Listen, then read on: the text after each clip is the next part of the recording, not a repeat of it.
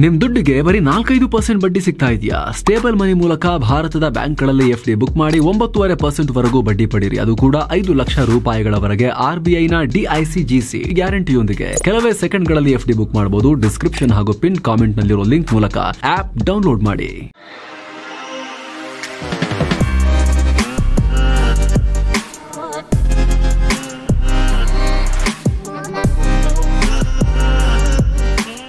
Hi friends, ದಿನದ ಎಲ್ಲ ಪ್ರಮುಖ ಸುದ್ದಿಯನ್ನು ನಿಮಗೆ ತಲುಪಿಸೋ ಮಸ್ತ್ಮಗ.comನ ಫುಲ್ ನ್ಯೂಸ್ಗೆ ಸ್ವಾಗತ. ನಾನು ಅಮರ್ ಪ್ರಸಾದ್. ಪಾಕಿಸ್ತಾನಕ್ಕೆ ಭಾರತದ ಮೌನವೇ ದೊಡ್ಡ ಆತಂಕ ತಂದಿರೋ ರೀತಿ ಕಾಣಿಸ್ತಾ ಇದೆ. ಭಾರತ 2-3 ಮೀಟಿಂಗ್ ಮಾಡಿ ಗಡಿಯಲ್ಲಿ ಒಂದಿಷ್ಟು ಆಯುಧಗಳನ್ನು ಕೂಡ ತಂದಿಟ್ಟಿದ್ದೇ ತಡ ಪಾಕಿಸ್ತಾನ ಅಕ್ಷರಶಃ ಬೆದರಿ ಹೋಗಿದೆ. ಈಗ POK ಜನರಿಗೆ ಅನ್ನ ನೀರು ರೆಡಿ ಮಾಡ್ಕೊಳ್ಳಿ ಅಂತ ದೊಡ್ಡ ಆದೇಶ ಕೊಟ್ಟಿದೆ. ಈ ಕೂಡಲೇ ಆಹಾರವನ್ನು ಸ್ಟೋರ್ ಮಾಡ್ಕೊಳ್ಳಿ, ಕನಿಷ್ಠ 2 ತಿಂಗಳಿಗೆ ಬೇಕಾಗುವಷ್ಟು ಆಹಾರ, ಮೆಡಿಸಿನ್ ಎಲ್ಲ ಬೇಸಿಕ್ ವಸ್ತುಗಳನ್ನು ರೆಡಿ ಮಾಡ್ಕೊಳ್ಳಿ ಅಂತ POK ಜನರಿಗೆ ಪಾಕ್ ಹೇಳಿದೆ. ಜೊತೆಗೆ LOC ಗಡಿ ಭಾಗದ ಜನರು ಹೆಚ್ಚಿನ ಅಲರ್ಟ್ನಲ್ಲಿ ಇರಿ ಅಂತ ಹೇಳಿದೆ. ಮದ್ರಸಗಳನ್ನು ಮುಚ್ಚಿ ಜನರಿಗೆ ಅಲರ್ಟ್ ಕೊಟ್ಟ ಬೆನ್ನಲ್ಲೇ ಪಾಕ್ ಈ ರೀತಿ ಹೇಳಿದೆ. ಇನ್ನೊಂದು ಕಡೆ ಭಾರತ ದೊಡ್ಡ ಹೆಜ್ಜೆ ಇಟ್ಟಿದೆ. ಪಾಕ್ ಮೇಲೆ ಆರ್ಥಿಕ ದಾಳಿಯನ್ನು ಶುರು ಮಾಡಿದೆ. ಇಷ್ಟು ದಿನ ರಾಜತಾಂತ್ರಿಕ ಮಾರ್ಗದ ಮೂಲಕ ಪಾಕ್ ಅನ್ನು ಐಸೋಲೇಟ್ ಮಾಡೋ ಪ್ರಯತ್ನ ಮಾಡ್ತಾ ಇತ್ತು. ಅದರಲ್ಲಿ ಭಾಗಶಃ ಯಶಸ್ಸು ಕೂಡ ಸಿಕ್ಕಿತ್ತು. ಚೀನಾ, ಟರ್ಕಿ ಬಿಟ್ರೆ ಯಾರೂ ಕೂಡ ಈಗ ಪಾಕ್ ಜೊತೆ ಅಷ್ಟೊಂದು ಸಂಬಂಧ ಇಟ್ಕೊಳ್ತಾ ಇಲ್ಲ. ಈಗ ಭಾರತ ನೇರವಾಗಿ ಪಾಕ್ನ ಬೆನ್ನು ಮುಳೆ ಮುರಿಯೋಕೆ ರೆಡಿಯಾಗಿದೆ. ಪಾಕ್ಗೆ ನೀಡುತ್ತಿರೋ ಸಾಲವನ್ನು ಮರುಪರಿಶೀಲನೆ ಮಾಡಿ ಅಂತ ಇಂಟರ್ನ್ಯಾಷನಲ್ ಮಾನಿಟರಿ ಫಂಡ್ IMF ಬಳಿ ಕೇಳಿಕೊಂಡಿದೆ. ಪಾಕ್ಗೆ IMF ಕಳೆದ ವರ್ಷ $7 ಬಿಲಿಯನ್ ಹಣ ಕೊಡೋಕೆ ಒಪ್ಕೊಂಡಿತ್ತು. ಅಂದರೆ 60,000 ಕೋಟಿ ರೂಪಾಯಿಗೂ ಅಧಿಕ ದುಡ್ಡು.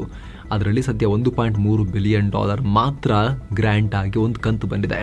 ಸೊ ಇನ್ನೂ ದೊಡ್ಡ ಮೊತ್ತದ ದುಡ್ಡು ಕಂತಲ್ಲಿ ಪಾಕ್ಗೆ ಬರೋದು ಬಾಕಿ ಇದೆ. ಅದನ್ನು ಕೊಡಬೇಡಿ, ಮರುಪರಿಶೀಲಿಸಿ. ಉಗ್ರರಿಗೆ ಸಪೋರ್ಟ್ ಮಾಡ್ತಾರೆ ಅಂತ ಭಾರತ IMFಗೆ ರಿಕ್ವೆಸ್ಟ್ ಮಾಡಿಕೊಂಡಿದೆ. ಈ ಮೂಲಕ ಪಾಕಿಸ್ತಾನದ ಅತಿ ದೊಡ್ಡ ಭಿಕ್ಷಾ ಮೂಲವನ್ನೇ ಕಟ್ ಮಾಡೋಕೆ ಭಾರತ ಹೆಜ್ಜೆ ಇಡ್ತಾ ಇದೆ. ಯಾಕಂದ್ರೆ ಸದ್ಯಕ್ಕೆ ಪಾಕಿಸ್ತಾನಕ್ಕೆ ಆಸರೆ ಅಂತ ಇರೋದು ಈ IMF. ಮಾಜಿ ಡಾಲರ್ ಡ್ಯಾಡಿ ಅಮೆರಿಕ, ಹಾಲಿ ಡಾಲರ್ ಡ್ಯಾಡಿ ಚೀನಾ, ಯಾರೂ ಪಾಕ್ಗೆ ಈಗ ಡಾಲರ್ಸ್ ಕೊಡ್ತಾ ಇಲ್ಲ. ಪರಿಣಾಮ ಪೈಸೆಗೂ ಕೈ ಚಾಚ್ತಾ ಇರೋ ಪಾಕ್ ಒದ್ದಾಡ್ತಿದೆ. ಕಳೆದ ವರ್ಷ ಈ ಒಪ್ಪಂದ ಪಾಕಿಸ್ತಾನಕ್ಕೆ ಜೀವ ಸಂಜೀವಿನಿ ತರ ಆಗಿತ್ತು. IMF ತಾಳಕ್ಕೆಲ್ಲ ಕುಣಿದು ಈ ಒಪ್ಪಂದಕ್ಕೆ ಸೈನ್ ಹಾಕಿಸ್ಕೊಂಡಿತ್ತು.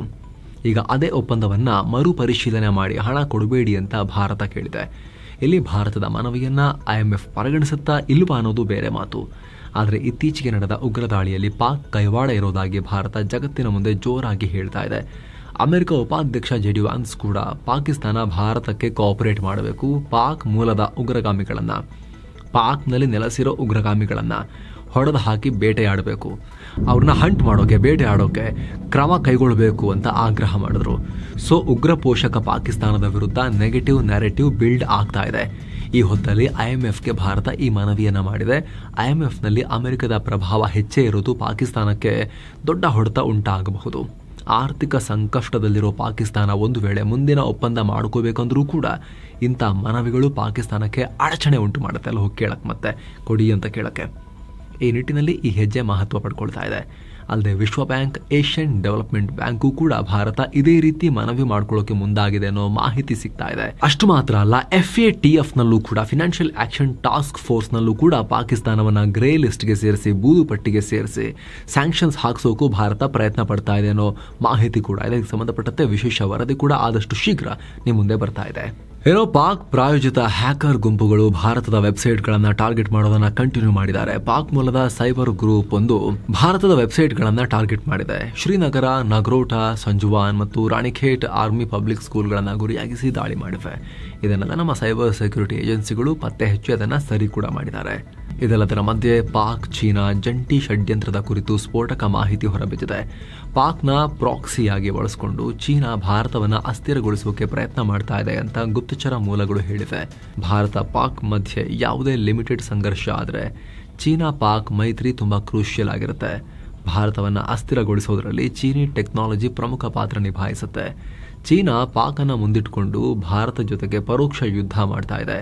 ಚೀನಾ ತನ್ನ ಪಕ್ಕದಲ್ಲಿ ಭಾರತ ದೊಡ್ಡ ಶಕ್ತಿಯಾಗಿ ಬೆಳೆಯೋದನ್ನ ತಡೆಯೋಕೆ ತಂತ್ರ ರೂಪಿಸಿದೆ. ಭಾರತದ ಗಡಿಯಲ್ಲಿ ಉದ್ವಿಗ್ನತೆ ಉಂಟು ಮಾಡೋದು, ಉಗ್ರವಾದಕ್ಕೆ ಕುಮ್ಮಕ್ಕು ಕೊಡೋದು, ಆರ್ಥಿಕತೆಯನ್ನು ಕೆಳಮಟ್ಟಕ್ಕೆ ತಗೊಂಡು ಹೋಗೋದು, ಹೀಗೆಲ್ಲ ಮಾಡಿ ಭಾರತದೊಂದಿಗೆ ಪರೋಕ್ಷ ಯುದ್ಧ ಮಾಡ್ತಾ ಇದೆ.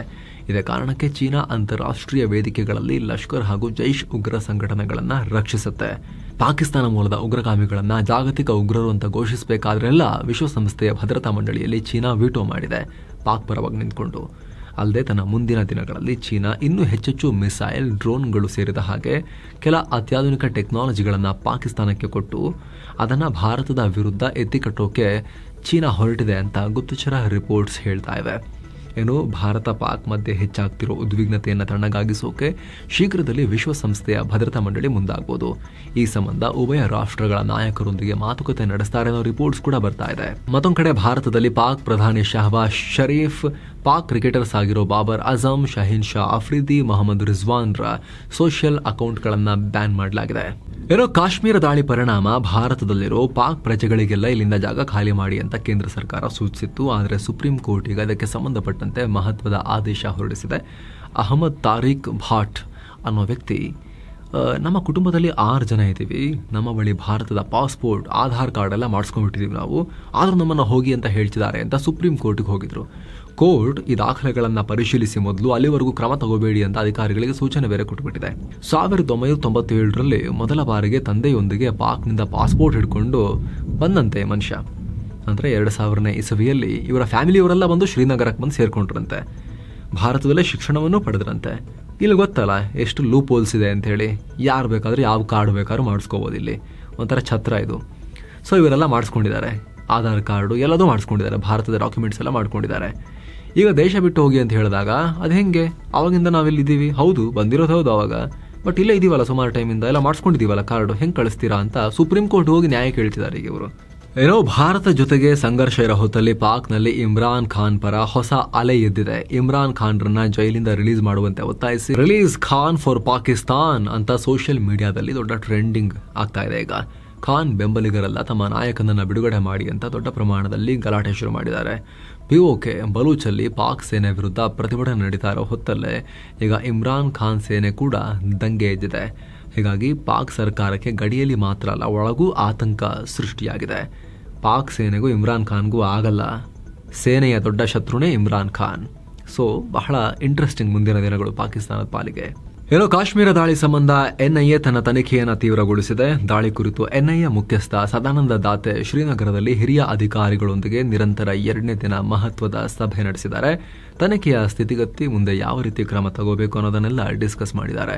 ಏನು, ಕಾಶ್ಮೀರ ದಾಳಿ ಸಂಬಂಧ ರಾಷ್ಟ್ರದ ಏಕತೆಗಾಗಿ ಶುಕ್ರವಾರ ವಿಶೇಷ ಪ್ರಾರ್ಥನೆ ಮಾಡೋಣ ನಾವೆಲ್ಲ ಅಂತ ಆಲ್ ಇಂಡಿಯಾ ಮುಸ್ಲಿಂ ಜಮಾತ್ ಮುಖ್ಯಸ್ಥ ಮೌಲಾನಾ ಶಹಾಬುದ್ದೀನ್ ರಿಜ್ವಿ ಬರೆಲ್ವಿ ತಮ್ಮ ಸಮುದಾಯದ ಜನರಲ್ಲಿ ಆಗ್ರಹ ಮಾಡಿಕೊಂಡಿದ್ರು.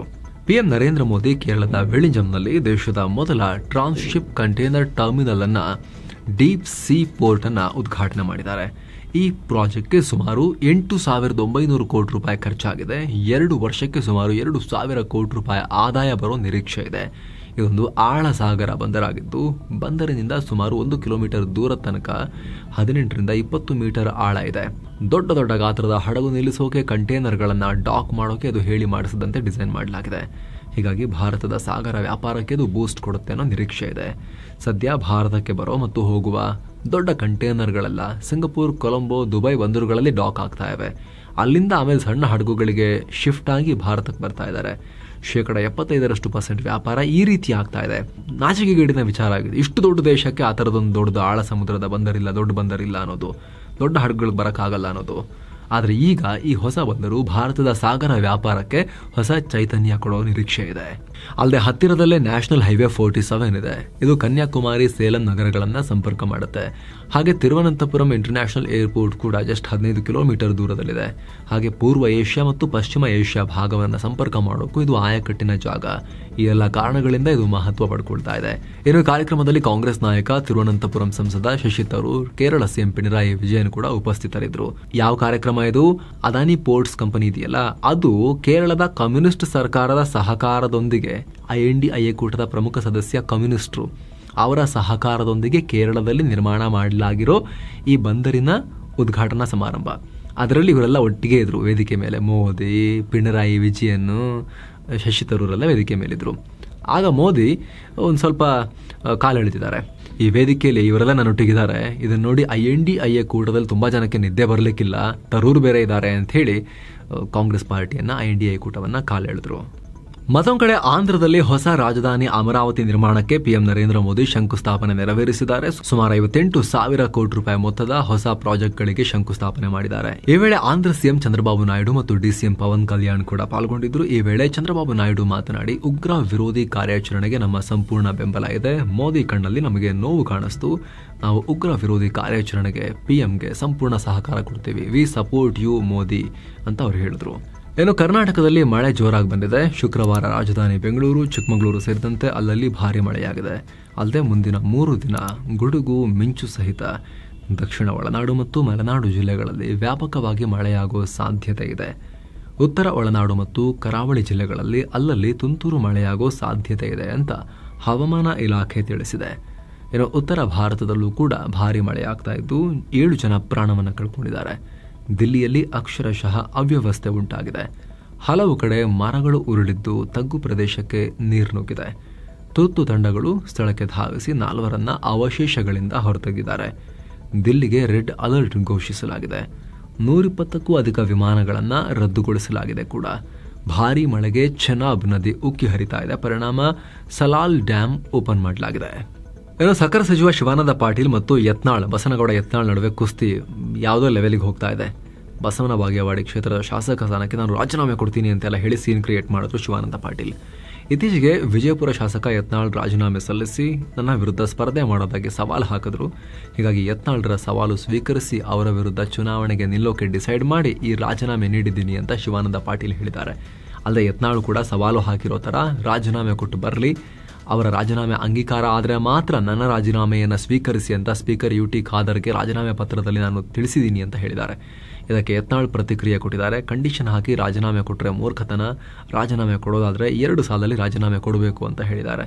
ಇನ್ನು ಸಚಿವ ಶಿವಾನಂದ ಪಾಟೀಲ್ ರಾಜೀನಾಮೆ ಕೊಟ್ಟಿದ್ದರ ಕುರಿತು ಸ್ಪೀಕರ್ UT ಖಾದರ್ ಪ್ರತಿಕ್ರಿಯೆ ಕೊಟ್ಟಿದ್ದಾರೆ.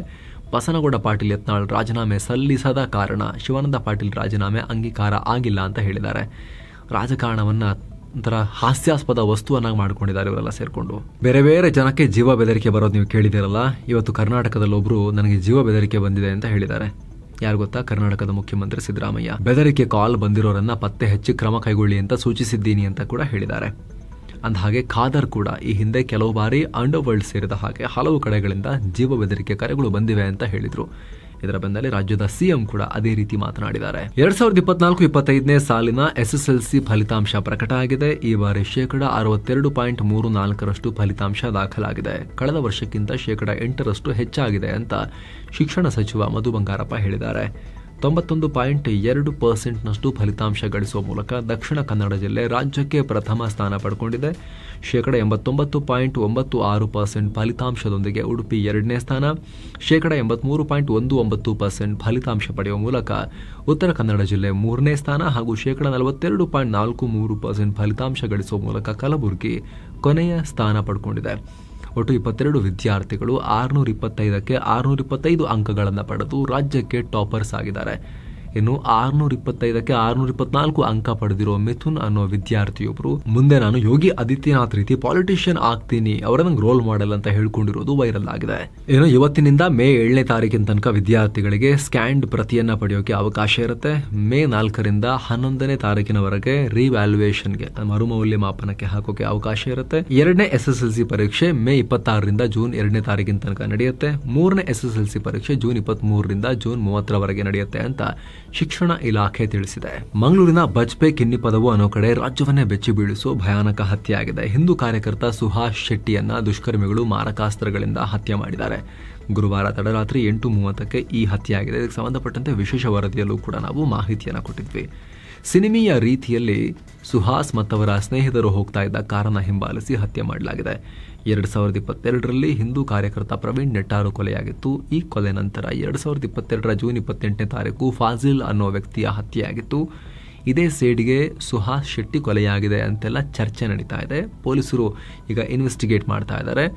ಮೇ 2ರಿಂದ ಮೇ 6ನೇ ತಾರೀಕಿನವರೆಗೆ ಮಂಗಳೂರು ನಗರ ಪೊಲೀಸ್ ಕಮಿಷನರೇಟ್ ವ್ಯಾಪ್ತಿಯ ಎಲ್ಲ ಜಾಗದಲ್ಲಿ ನಿಷೇಧಿತ ಪ್ರದೇಶ ಅಂತ ಘೋಷಿಸಲಾಗಿದೆ. ಮೃತ ಸುಹಾಸ್ ಶೆಟ್ಟಿ ಕುಟುಂಬಕ್ಕೆ 25 ಲಕ್ಷ ರೂಪಾಯಿ ಪರಿಹಾರ ಕೊಡೋದಾಗಿ ಬಿಜೆಪಿ ರಾಜ್ಯಾಧ್ಯಕ್ಷ BY ವಿಜಯೇಂದ್ರ ಘೋಷಿಸಿದ್ದಾರೆ. ಗೃಹ ಮಂತ್ರಿ ಪರಮೇಶ್ವರ್ ಆರೋಪಿಗಳು ಯಾರೇ ಇದ್ರೂ ಕೂಡ ಕಠಿಣ ಕ್ರಮ ತಗೋತೀವಿ ಅನ್ನೋ ಭರವಸೆ ಕೊಡ್ತಾ ಇದೀವಿ ಅಂತ ಹೇಳಿದ್ದಾರೆ. ಈ ಘಟನೆ ಬೆನ್ನಲ್ಲೇ ಕರಾವಳಿಯಲ್ಲಿ ಹಲವು ಕೊಲೆ ಯತ್ನದ ಕೇಸ್ ದಾಖಲಾಗಿದೆ. ಈ ಹತ್ಯೆ ನಂತರ ಸುಹಾಸ್ ಶೆಟ್ಟಿ ಹತ್ಯೆ ನಂತರ ಉಳ್ಳಾಲದ ಫೈಜಲ್, ಕೊಂಚಾಡಿಯ ಮೊಹಮ್ಮದ್ ಲುಕ್ಮಾನ್, ಕಣ್ಣೂರಿನ ಇರ್ಷಾದ್ ಅನ್ನೋರಿಗೆ ದುಷ್ಕರ್ಮಿಗಳು ಮಾರಕಾಸ್ತ್ರಗಳಿಂದ ಇರಿದು ಪರಾರಿಯಾಗಿದ್ದಾರೆ. ಮಂಗಳೂರು ವ್ಯಾಪ್ತಿಯಲ್ಲಿ ತಡರಾತ್ರಿ ಮತ್ತು ಬೆಳಗ್ಗೆ ಈ ಘಟನೆಗಳು ನಡೆದಿವೆ.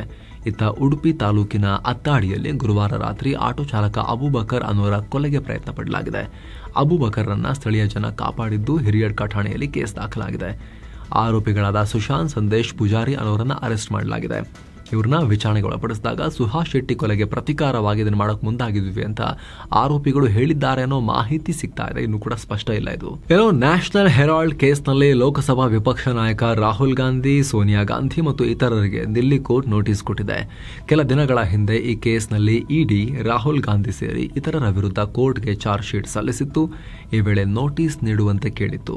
ಆದರೆ ಇಡಿ ಮನವಿಯನ್ನ ಆರಂಭದಲ್ಲಿ ಕೋರ್ಟ್ ನಿರಾಕರಿಸಿತ್ತು.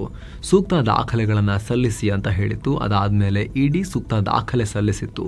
ಈಗ ನೋಟಿಸ್ ಜಾರಿಗೊಳಿಸಿದೆ. ಈ ಕೇಸ್ನ ಮುಂದಿನ ವಿಚಾರಣೆಯನ್ನ ಮೇ 8ಕ್ಕೆ ಮುಂದೂಡಿಕೆ ಮಾಡಿದೆ. ಇನ್ನು ಭಾರತದ ಕಾರ್ ಮಾರ್ಕೆಟ್ನಲ್ಲಿ ಹಂಡೈ ಕಂಪನಿ ಟಾಪ್ 3ರ ಸ್ಥಾನದಿಂದ 4ನೇ ಸ್ಥಾನಕ್ಕೆ ಕುಸಿದಿದೆ.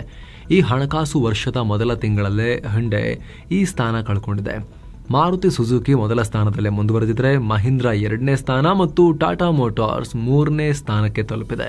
ಆ ಮೂಲಕ 3 ಸಂಪೂರ್ಣ ಭಾರತೀಯ ಮೂಲವನ್ನೇ ಹೊಂದಿರೋ ಕಂಪನಿಗಳು ಟಾಪ್ 3ಗೆ ಬಂದು ಕೂತಂತಾಗಿದೆ. ಮಹೀಂದ್ರಾ ಎಸ್ಯುವಿಗಳಿಗೆ ಹೆಚ್ಚು ಡಿಮಾಂಡ್ ಇರೋದು ಮತ್ತು ಇನ್ನಿತರ ಎಕನಾಮಿಕ್ ಕಾರಣಗಳು ಹಂಡೈ ಸೇಲ್ಸ್ ಕುಸಿತಕ್ಕೆ ಕಾರಣ ಅಂತ ತಜ್ಞರು ಹೇಳ್ತಾ ಇದ್ದಾರೆ. ಏನೋ ಭೂಷಣ್ ಪವರ್ ಅಂಡ್ ಸ್ಟೀಲ್ ಕಂಪನಿಯನ್ನ ಸ್ವಾಧೀನಪಡಿಸಿಕೊಳ್ಳೋಕೆ JSW ಸ್ಟೀಲ್ ಕಂಪನಿ ಸಲ್ಲಿಸಿದ ರೆಸಲ್ಯೂಷನ್ ಪ್ಲಾನ್ ಅನ್ನ ಸುಪ್ರೀಂ ಕೋರ್ಟ್ ರದ್ದುಪಡಿಸಿದೆ ಮತ್ತು Bhushan steel and power steel ಕಂಪನಿಯನ್ನ ದಿವಾಳಿಗೊಳಿಸುವಂತೆ ನಿರ್ದೇಶನ ಕೊಟ್ಟಿದೆ, ಲಿಕ್ವಿಡೇಷನ್ ಮಾಡಿ ಅಂತ. ಈ ರೆಸಲ್ಯೂಷನ್ ಪ್ಲಾನ್ ಕಾನೂನು ಬಾಹಿರ ಮತ್ತು ಇನ್ಸಾಲ್ವೆನ್ಸಿ ಅಂಡ್ ಬ್ಯಾಂಕ್ರಪ್ಸಿ ಕೋಡ್ನ ನಿಬಂಧನೆಗಳಿಗೆ ವಿರುದ್ಧವಾಗಿದೆ ಅಂತ ಸುಪ್ರೀಂ ಕೋರ್ಟ್ ಹೇಳಿದೆ. ಅಂದಹಾಗೆ ಈ Bhushan power and steel company ಸುಮಾರು 47,000 ಕೋಟಿ ರೂಪಾಯಿ ಸಾಲ ಹೊಂದಿತ್ತು. 2017ರಲ್ಲಿ IBC ಅಡಿಯಲ್ಲಿ ದಿವಾಳಿ ಪ್ರಕ್ರಿಯೆಗಾಗಿ RBI ಸೂಚಿಸಿದ 12 ಕಂಪನಿಗಳಲ್ಲಿ ಈ ಕಂಪನಿ ಕೂಡ ಒಂದಾಗಿತ್ತು. ಈ ಭೂಷಣ್ ಪವರ್ ಅಂಡ್ ಸ್ಟೀಲ್ ಕಂಪನಿಯನ್ನ 4 ವರ್ಷಗಳ ಕಾಲ JSW ಕಂಪನಿ ಟೇಕ್ ಓವರ್ ಮಾಡಿಕೊಂಡಿತ್ತು. JSW ಕಂಪನಿಯ ರೆಸಲ್ಯೂಷನ್ ಪ್ಲಾನ್ಗೆ committee of creditors COC approval ಕೊಟ್ಟಿತ್ತು. National company law tribunal NCLT ಈ ರೆಸಲ್ಯೂಷನ್ಗೆ 2019ರಲ್ಲಿ ಅನುಮೋದನೆ ಕೊಟ್ಟಿತ್ತು. ನಂತರ ಈ ಆದೇಶವನ್ನ national company law appellate tribunal ಕೂಡ ಎತ್ತಿ ಹಿಡಿದಿತ್ತು. ಬಳಿಕ ಸಾಲಗಾರರಿಗೆ 19,700 ಕೋಟಿ ರೂಪಾಯಿ ಪೇಮೆಂಟ್ ಕೊಡುವಂತೆ ಪ್ರಸ್ತಾಪ ಮಾಡಿತ್ತು. ಆದರೆ ಪ್ರಸ್ತಾವವನ್ನ JSW ಸ್ಟೀಲ್ ಇಂಪ್ಲಿಮೆಂಟ್ ಮಾಡಿರಲಿಲ್ಲ. ಇದಾದ ಬಳಿಕ ಈ ಕೇಸ್ ಸುಪ್ರೀಂ ಕೋರ್ಟ್ ಮೆಟ್ಟಿಲೇರಿತ್ತು. ಈಗ ಕೋರ್ಟ್ JSW ಸ್ಟೀಲ್ ಕಂಪನಿಯ ರೆಸಲ್ಯೂಷನ್ ಪ್ಲಾನ್ ಅನ್ನ ರದ್ದುಪಡಿಸಿದೆ. ಸುಪ್ರೀಂ ಕೋರ್ಟ್ನಿಂದ ಈ ಆದೇಶ ಹೊರಬೀಳ್ತಿದ್ದ ಹಾಗೆ JSW ಸ್ಟೀಲ್ ಷೇರುಗಳು ಸುಮಾರು 6% ಬಿದ್ದು ಹೋಗಿವೆ. ಏನು ಷೇರುಪೇಟೆ ವಿಚಾರಕ್ಕೆ ಬಂದರೆ ಫ್ಲಾಟ್ ಆಗಿತ್ತು. ಇವತ್ತು ವಾರದ ವಹಿವಾಟಿನ ಅಂತ್ಯಕ್ಕೆ ಸೆನ್ಸೆಕ್ಸ್ 259 ಪಾಯಿಂಟ್ಸ್ ರೈಸ್ ಆಯಿತು. ಶುಕ್ರವಾರ 80,501ಕ್ಕೆ ತಲುಪಿತು. ನಿಫ್ಟಿ 12 ಪಾಯಿಂಟ್ಸ್ ಮಾತ್ರ ರೈಸ್ ಆಗಿ 24,346ಕ್ಕೆ ರೀಚ್ ಆಯಿತು. ಪ್ರಾಫಿಟ್ ಬುಕಿಂಗ್, ಭೌಗೋಳಿಕ ರಾಜಕೀಯ ಉದ್ವಿಗ್ನತೆ, ಟ್ರಂಪ್ರ ಟ್ಯಾರಿಫ್ ಒಪ್ಪಂದಗಳ ಬಗೆಗಿನ ಕಳವಳ ಮತ್ತು ಅಮೆರಿಕದ ಆರ್ಥಿಕ ಹಿಂಜರಿತದ ಭಯ ಮಾರುಕಟ್ಟೆ ಮೇಲೆ ಪರಿಣಾಮ ಬೀರಿದೆ. ಈ ನಡುವೆ ಅಮೆರಿಕದ ಜಾಬ್ಸ್ ಡೇಟಾ ಬಂದಿದೆ. ಲೇಟರ್ ಬಂತು, ಇದು ಮಾರ್ಕೆಟ್ ಎಲ್ಲ ಮುಗಿದ ಮೇಲೆ ಬಂತು. ಏಪ್ರಿಲ್ ತಿಂಗಳಲ್ಲಿ 1.77 ಲಕ್ಷ ಉದ್ಯೋಗ ಸೃಷ್ಟಿಯಾಗಿದೆ. ಇದು ಮಾರ್ಕೆಟ್ ಅಂದಾಜು ಮಾಡಿದ್ದಕ್ಕಿಂತಲೂ ಜಾಸ್ತಿ ಹೆಲ್ದಿ ಇದೆ. ಈ ನಡುವೆ ನಿರುದ್ಯೋಗ ದರ ಕೂಡ 4.2%ನಲ್ಲೇ ಸ್ಥಿರವಾಗಿದೆ ಅನ್ನೋ ಡೇಟಾ ಬಂದಿದೆ.